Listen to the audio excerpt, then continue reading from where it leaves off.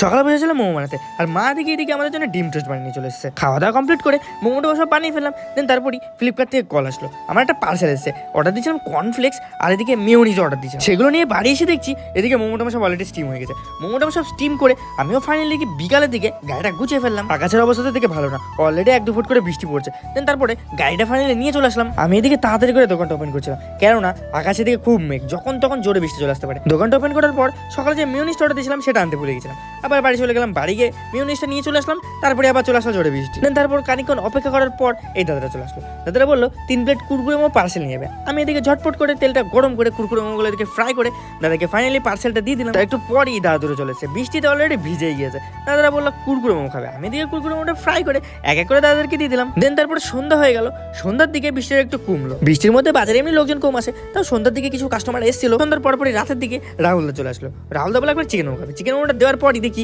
এদিকে আমাদের মোহনদা চলে এসেছে। মোহনদা বলে প্যান ফ্রাই মোমো খাবে, আমিও ঝটপট প্যান ফ্রাই মোমোটা বানিয়ে মোহনদাকে দিয়ে দিলাম। দেন তার একটু পরই দেখি এদিকে আমাদের পবিরও চলে এসেছে।